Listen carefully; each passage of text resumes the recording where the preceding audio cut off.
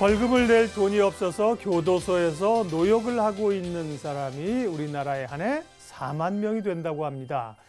이런 분들에게 벌금 낼 돈을 빌려주는 장발장 은행이 화제인데요. 오늘 이 장발장 은행 관련된 이야기 하겠습니다. 오창익 사무국장님 오셨네요. 어서 오십시오. 네, 안녕하세요. 저도 이제 여러 은행들을 만나 뵙고 이름도 들었는데 장발장 은행 아주 특이합니다. 이름도 그렇고요.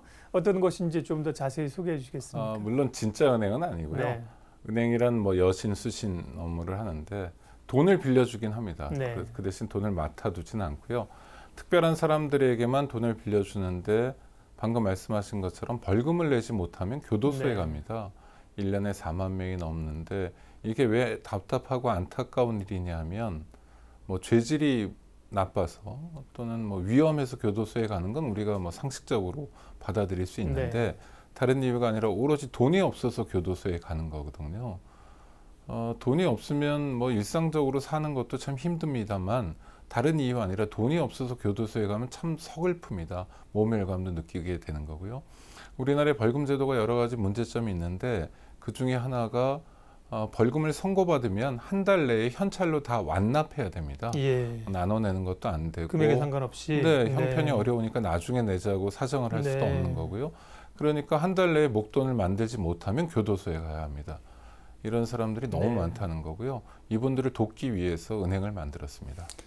교도소에서 노역하면 우리가 이제 이 뉴스라고 하기 항상 특이한 게 나오니까요. 돈이 있음에도 불구하고 일부러 노역을 했던 한 기업인이 있어서 화제가 됐잖아요. 네. 뭐 황제 노역 그렇게 얘기됐는데 네. 그런 분들이 아니라 실제로 벌금을 내지 못해서 생계를 줬고 교도소에서 노역을 하는 분들이 많다는 겁니다. 예. 네. 그래요. 그런 분들을 위해서 이런 시스템을 마련하신 건데 어떤 계기로 언제 그러면 설립이 된 겁니까? 저희는 뭐 인권연대라는 인권단체가 이 장발장은행을 운영하고 있는데요. 네. 저희는 평소에 형사사법에 대해서 관심이 많았습니다. 공평해야 된다라는 차원에서 관심이 있었는데 벌금 제도에 대해서 여러 가지 주목한 게 있습니다. 방금 말씀드린 것처럼 한 달 내에 완납을 해야 되기 때문에 어려운 측면이 있고요.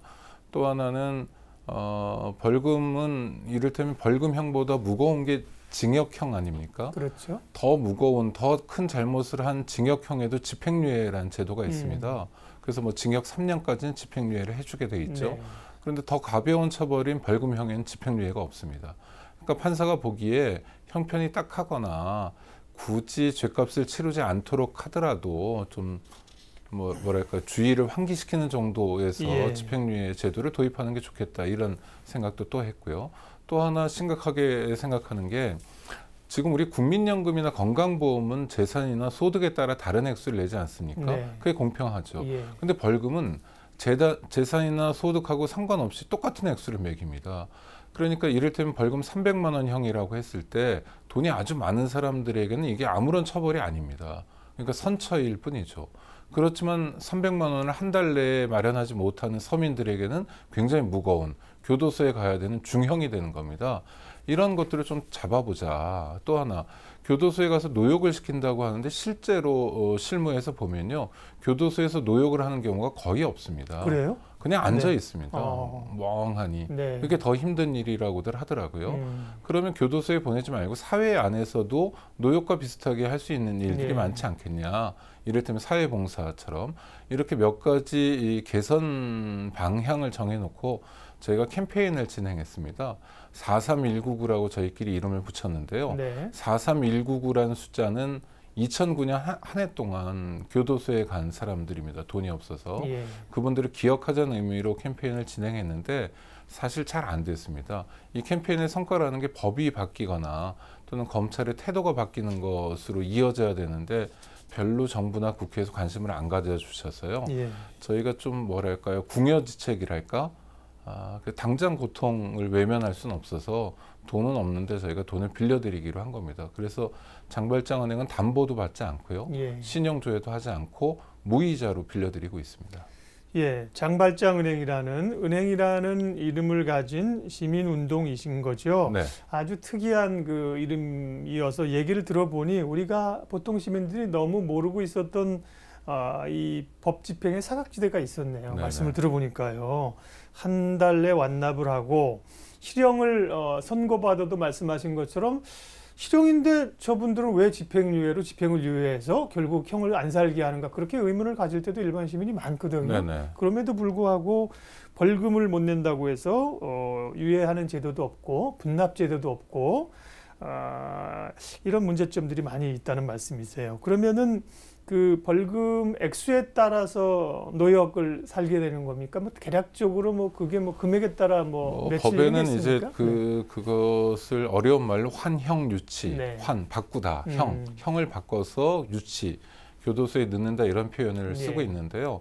3년 이내까지만 하도록 되어 있습니다. 그러니까 3년 안쪽으로 교도소에 살릴 수 있는 건데 그래서 사람들마다 하루에 노역 액수를 얼마로 쳐주느냐가 제각각입니다. 지난해 그 어떤 기업 회장 같은 경우에 하루에 5억 원을 쳐줬죠. 그래서 황제 노역이라고 했는데요. 보통 사람들의 경우에는 하루에 5만 원 정도 쳐주고요. 황제 노역 사건 이후에 법원에서 요즘은 10만 원씩 쳐줍니다. 그러니까 벌금 300만 원을 못 내서 교도소에 가면 30일을 꼬박 교도소에 갇혀 있어야 되고 예전 기준으로는 60일 갇혀 있어야 되는 겁니다. 불합리하네요, 정말. 그러니까 앞서 이제 소득에 따라서 그 환형 액수를 계산을 했겠지요. 돈을 많이 버는 분들은. 근데 그렇다고 또 예를 들면 소득에 따라서 이 벌금을 과세하는 건 아니고 일괄적으로 그러니까 또 한다고 하셨잖아요. 돈이 많은 그죠? 분들에게는 벌금형도 벌금형 자체가 선처인데다가 그 액수를 교도소에 가는 거 날짜로 바꾸는 것도 적게 받고 그러니까요. 혜택을 많이 주고요. 가난한 분들의 경우에 아무런 혜택이 없는 그러니까 상황입니다. 뭐 이런 경우에 소위 뭐 유전무죄고 무전유죄라는 말이 나올 수밖에 없겠어요. 그러니까 빅토르 후고의 레미제라블의 주인공이 장발장이잖아요. 빵 훔쳤다가 19년 동안 감옥에 있었던 가장 억울한 대표적인 사람인데 이런 장발장이 200년 전 프랑스 소설 속에서만 존재하는 게 아니라 우리 사회에도 있다는 거죠. 저는 교도소에서 19, 20, 또 21살 먹은 젊은이들 특히 지금 말씀드린 것처럼 벌금을 내지 못해서 교도소에 온 분들 많이 봤거든요. 그분들은 사회나 국가에 대한 원망이 굉장히 큽니다. 그리고 진짜 모멸감, 이렇게 수치심 이런 것도 많이 느끼고요. 이건 우리 사회가 건강한 방향으로 가는 건 아니라고 생각하고요. 반드시 개선을 해야 된다고 봅니다. 그래서 출범하신 게 올해 초입니까? 네, 2월 25일에 업무를 시작했습니다. 그러면 출범 이후 지금까지 어떻게 운영이 되고 있고 또 운영 자금은 얼마나 마련이 됐습니까? 네, 저희는 뭐 돈 없는 인권단체가 하는 거여서 시민들에게 저희가 호소를 해서요. 장발장 은행에 돈을 주시면 저희가 그것을 돌려서 벌금을 빌려드리도록 하겠다. 벌금을 갚아주는 건 아니고요. 빌려주기만 하는 겁니다. 그럼 예를 들어서 벌금 300만 원 있다고 해서 저희에게 대출 신청을 하신 분들에게 저희가 보통 한 1년 동안 나눠서 갚을 수 있도록 돈을 빌려드려요. 이런 제도를 저희가 하는 게 아니라 국가가 한다면 그만큼 교도소에 가는 사람들은 줄어들 수 있는 거고요. 지금 대략 한 3억 8천만 원 정도의 후원금이 시민들이 모아주셔서 조성이 됐고요. 그 돈을 바탕으로 해서 지금 한 170여 명에게 한 3억 2천, 3천만 원 정도를 대출을 해줬습니다. 시민들이 이렇게 십시일반이 해주시고 기업들도 좀 후원해서 함께 동참하는 것도 있습니까? 기업은 없습니다. 기업은 없고요. 우리 가톨릭의 염수정 추기경님도 후원금 주셨고 또 굉장히 반가운 소식입니다. 정의화 국회의장을 비롯해서 국회의원이 여러 분 참여해 주셨어요. 이거 왜 중요하냐면 결국은 이제 법을 바꿔서 제도를 바꿔야지 저희가 도울 수 있는 건 4달 동안 아무리 열심히 해도 200명이 안 되거든요. 근데 법만 바꾸면 1년에 불필요하게 교도소에 보내는 사람은 10,000명, 20,000명씩 줄일 수 있습니다. 그런 의미에서 국회의원들의 참여는 반갑고요. 또 고무적인 일이라고 봅니다. 말씀을 들을수록 굉장히 의미 있는 움직임이고 의미 있는 은행이죠. 그렇다고 이 은행에 가면 높은 금리를 받을 수 있을까? 돈을 가지고 오시면 돈을 내고 가셔야 됩니다. 놓고 가셔야 됩니다. 이렇게 많은 분들이 도와주셔서 첫걸음을 이제 내디디셨고 말씀하신 것처럼 특이한 게 이 은행의 어떤 그 최상의 가치는 점점 더 많은 후원금이 들어와서 많은 사람을 후원한 게 아니라 이 은행의 설립 목적이 없어지게 정부가 그런 일을 해주는 게 은행이 빨리 문을 닫는 게 저희 바람이고요. 그러게요. 오늘이라도 저희는 닫을 준비돼 있습니다. 그러게요. 여건이 마련이 된다면요. 저희가 생각하는 가장 중요한 가치는 자유입니다. 다만 돈 얼마 때문에 자유를 빼앗기면 예. 교도소에 가끔 그런 뉴스 보시잖아요. 연말에 추울 때 보면 난방이 잘 해결되지 않아서 교도소에 가기 위해 범죄를 저질렀다. 그게 왜 뉴스에 나오냐면요. 2, 3년에 한 번씩 그런 뉴스가 나오는데 그런 사람들이 드물기 때문이에요.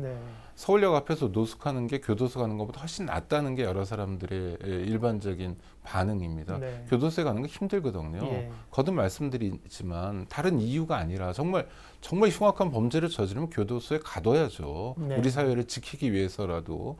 근데 돈이 없어서 교도소에 가는 건 우리 사회가 좀 바꿔야 되는 게 아닌가 싶습니다. 네. 그러면 장발장 은행에서 본인이 지금 당장 낼 수 없는 벌금을 빌리시려는 분들은 어떤 요건이 필요합니까? 저희는 특별한 요건 없고요. 벌금형을 선고받은 분들이면 됩니다. 그런데 다만 누구나 지탄하는 그런 범죄 있지 않습니까? 이를테면 음주운전 하신 분들은 좀 어렵고요. 그다음 성범죄 관련한 분들도 어렵습니다. 그래서 올해 2월에 지금 출범을 하셔서 대략 이제 그러면 한 4달 정도 했습니다. 4달 정도 됐는데 앞서 몇 분을 지원하셨다 그랬죠? 저희가 170명 넘게 했는데요. 사연들이 이렇습니다. 그러니까 우리 법이라는 게 정말 우리 사회 질서나 사회 정의를 위해서 꼭 필요한 것도 있는데 시시콜콜한 기초질서 위반을 범죄로 만들어 놓는 것도 상당히 많습니다. 이를테면 약은 약사만이 판매해야죠. 이게 약사법에 있습니다. 근데 약국에 보면 판매 보조원을 두는 경우가 있어요. 근데 이를테면 우리가 흔히 약이 아니라고 생각하는 드링크제 같은 게 있습니다. 이게 구분이 모호해요. 어떤 거는 약이고 어떤 거는 약이 아니고. 그런 거를 약사가 아닌 사람이 팔면 이제 범죄가 되는데 이걸 적발하러 다니는 소위 파파라치들이 있습니다. 약파라치라고. 그래서 어떤 분이 무슨 탕 하는 드링크제 같은 거 있지 않습니까? 이걸 판매했다가 이제 벌금을 70만 원을 선고받았어요. 근데 약국에서 판매 보조원으로 일하시는 분들은 소득이 높지 않은 분들입니다. 그러니까 그런 것까지 꼭 국가가 처벌해야 되는가 하는 의문이 들고요. 이를테면 교통방송이니까 운전하다가 실수를 해가지고 깜빡 차로를 잘못 들었든지 해서 길거리에 있는 전신주를 들이받는 교통사고를 냈다고 하자고요. 그럼 그게 여러 가지 혐의 적용이 가능한 범죄입니다. 국가 이제 그 공용물을 손괴했으니까 재물손괴죄도 있고 공용물 손괴죄도 있고요. 그 다음에 차로를 벗어났으니까 차로에 전신주가 있는 건 아니잖아요. 그러니까 도로교통법 위반도 돼요. 보통 그 정도면 200~300만 원 정도 벌금을 받습니다. 그러니까 만약 전신주를 파손했으면 그것에 대한 민사적인 책임, 이를테면 수리비를 낸다거나 하는 것까지는 이해할 수 있는데 꼭 형사처벌을 해서 전과자를 만들어야 되느냐라는 생각이 드는 거고요. 이런 식으로 전과자가 우리나라에 너무 많이 양산되고 있습니다. 1년에 100만 명의 전과자가 생기거든요.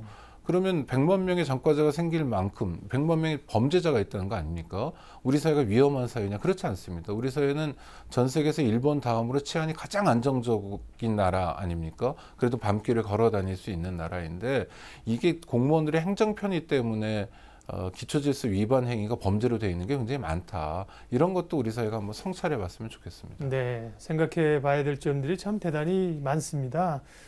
이 장발장 은행에서 돈을 대출받은 분들은 그야말로 단순하게 돈을 받은 게 아니라 상당한 그 우리 사회에 대한 그 소외감에서 감사함으로 여러 가지 생각을 느끼실 것 같아요. 이런 이제 몇 개월 안 되시지만 이런 일을 함께 하시면서 느끼시는 생각은 어떠세요? 진짜 감격적인 경우가 굉장히 많은데요. 저희가 300만 원까지만 대출을 해드립니다. 한도가, 최고 한도가. 그러니까 겨우 100만 원, 200만 원, 300만 원을 그것도 그냥 주는 것도 아니고 대출해드리겠다고 전화를 드리면 대략 한 3분의 1 정도 되시는 분들은 목이 메이세요. 헉, 이런 반응이 나옵니다. 그리고 우시는 분들도 많고요. 정말 전 개인적으로 제가 태어나서 제 돈도 아닙니다만 시민들이 후원해 준 돈입니다만 몇 푼의 돈 때문에 그분들 마음에 다가갈 수 있다는 게 너무 감사하고요. 또 하나는 앞서서도 제가 굉장히 참 가슴 아프게 생각하는 게 젊은 친구들입니다. 이를테면 한 케이스가 생각나는데 대학교 1학년생인데요. 19살이에요. 부모하고 다 끊어졌습니다. 그런 경우 많죠. 혼자서 열심히 살아가는 친구였는데요. 하루에 12시간씩 주유소에서 일하는 친구였습니다. 그러니까 어떤 젊은이가 20살 먹은 젊은이가 하루에 12시간씩 주유소에서 일하면 사회는 그 젊은이에게 고마워해야 됩니다. 왜냐하면 다른 범죄로 가거나 이런 게 아니잖아요. 예. 정말 살아보려고 애쓰는 건데, 근데 주유소 주인이 참 부도덕한 사람이어서 임금을 안 줬어요. 200만 원 정도가 밀렸습니다. 저런. 그러니까 이 청년 입장에서는 당장 먹을 것도 해결이 안 네. 되는 거예요. 그래서 그 주유소에서 이제 쿠폰을 다운받는 방식으로 소위 돈을 절도를 한 겁니다. 그러니까 돈은 아니고 네네. 사이버머니죠, 네. 일종의.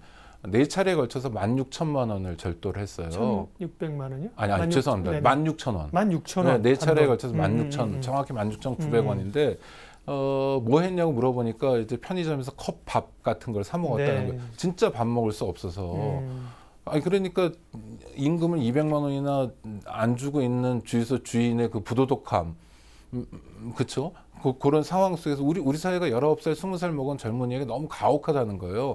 근데 그게 절도죄가 성립되니까 하여튼 16,000원이라 하더라도 국가로부터 벌금 70만 원형을 선고받았어요. 저는 그러면 경찰에서 훈방할 수도 있고 검찰이나 법원에서도 뭐 선고유예 등의 조치를 취할 수 있습니다. 네. 그러니까 가급적 19살, 20살 젊은이를 전과자를 만들지 않으면서 해결할 수 있는 방법이 있었을 텐데 우리 형사사법 시스템은 뭐랄까요, 컨베이어 벨트가 돌아가는 것 같아요. 그래서 사람을 한번 태우면 그냥 끝까지 가버립니다. 중간에 이게 누가 책임지고 어떤 공무원이 나서서 이 친구를 잘 좀 보호하겠다 이런 게 작동이 잘 안 되고 있거든요. 저 주유소에서 12시간 일한 분에게도 저희가 대출을 해드렸는데 정말 많이 울더라고요. 예. 감격적이었습니다. 그렇군요. 네, 마음이 아팠고요. 예, 정말 말씀을 들으니까 같은 동시대를 살면서 우리가 이렇게 무관심해도 되는가 그런 생각도 좀 들었어요. 그러면 이제 신청을 하시는 분도 있고 지금처럼 이제 연락을 해서 그거를 빌려주겠다고 하시는 분들은 실제 이런 노역을 하고 계신, 형을 살고 계신 분들에게 또 이제 찾아가서 연락을 하시기도 한 거네요? 아니요. 그 교도소에 있는 수용자들은 장발장 은행이 생길 거 거의 다 아십니다.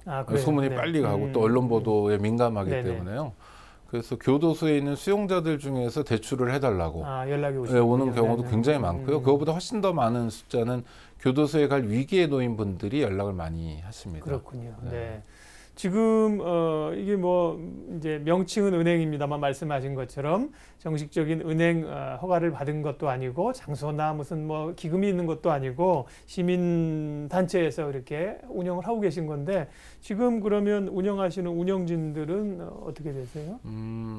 저 파리의 택시 운전사로 유명한 홍세화 선생님을 은행장으로 모셨고요. 또 천주교, 저희가 뭐 천주교 단체는 아닙니다. 강우일 주교라고 계십니다. 제주교구장이신데 그분이 고문이시고 또 다양한 법률가들, 법학자들과 함께 진행하고 있습니다. 그렇군요. 네. 홍세화 선생님은 또 한국에 와서 또 은행장이 되셨군요. 그렇죠.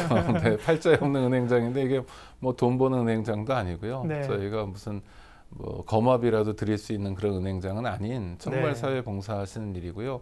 홍세화 선생님도 이 일을 통해서 정말 우리 사회가 잘 못 보던 사람들입니다. 1년에 4만 명이나 되는 사람이 교도소에 갔지만 그런 일 자체도 알려지지 않았어요, 사회적으로. 그러니까 정말 아픈 상황이 있지만 마치 입 없는 사람들처럼 아무 말도 못하던 사람들이거든요.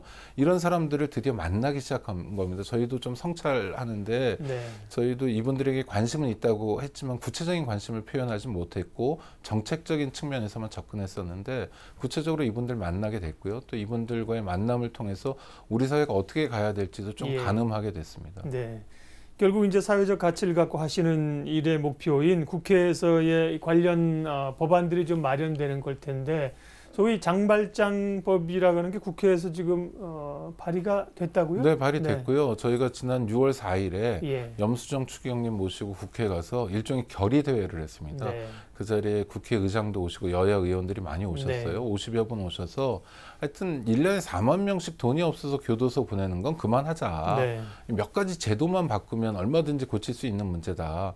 그래서 한 40명 넘은 국회의원들이 홍종학 의원이라고 새정치민주연합 비례대표 의원인데 이분이 대표 발의해서요. 지금 장발장법이 계류 중인데 국회 상황이 지금 조금 복잡하게 돌아가서 어떨지는 모르겠습니다만 저희는 6월 국회 내에 처리되기를 정말 바라고 있습니다. 지금 뭐 국회는 국회법 개정안 때문에 왔다 갔다 하고 청와대하고의 여당 관계도 안 좋고 복잡한데 그런 것보다 사실 어떻게 보면 시민들을 위해서 훨씬 더 필요한. 이게 네네. 진짜 민생 법안이죠. 그러니까요. 아주 네. 간단한 겁니다. 그러게요. 벌금형을 선고받은 사람에게 묻는 거예요. 당신 혹시 나눠낼 수 그럴 의사가 내려면 있느냐? 내라. 그 우리 물건 살 때도 뭐 네. 할부냐 일시불이냐 이런 거 묻는 것처럼 네. 그다음에 벌금형의 집행유예 제도를 만들어서 예. 판사가 판단해서 아까 같은 경우 있지 않습니까? 정말 딱한 경우 네. 자기 산에 자기가 나무 심어도요 미리 신고하지 않으면 살림법 위반이고요. 다 죽은 나무를 자기가 뽑아도 살림법 위반입니다. 네. 그러니까 우리가 알게 모르게 범법 행위가 되는 게 굉장히 많아요. 벌금형 선고받은 100만 명 중에서 거의 40만 명 정도가 도로교통법 위반들입니다. 그러니까 운전면허가 있으면 범죄하고 관련이 굉장히 깊어지는 거거든요. 이거야말로 정말 민생 법안이니까 네. 국회에서 조속히 처리해 주셨으면 하는 바람입니다. 말은 민생이 우선이라고 하는데 예, 현실은 안 그렇습니다. 장발장은행에 대해서 오늘 많은 얘기했는데요. 장발장 이용의 그 아까 대출 기준 요거 하고요. 또 후원 참여하시려는 분들 어떻게 하시는지 알았으면 좋겠습니다. 아까 300만 원 최고 한다라 그러셨는데 네. 참여 방법하고 그 기준 한 번만 다시 얘기해 주시죠. 대출을 원하시는 분은 장발장은행 홈페이지가 있습니다. 네. 홈페이지에 들어오시면 어떻게 하는지 저희가 친절하게 안내해 드렸고요. 그것에 예. 따라서 대출 신청을 하시면 되고 장발장은행을 후원하실 분들도 역시 장발장은행 홈페이지에 보면 네. 계좌가 있습니다. 글로 보내주시면 네. 저희가 한 푼도 허투루 쓰지 않겠습니다. 네. 이 말씀 뭐냐면 보통 기부금품을 모집하면 15%까지는 운영 경비로 쓸 수 있어요. 네. 합법적으로. 네. 네. 근데 저희는 10,000원도 그렇게 안 쓰고요.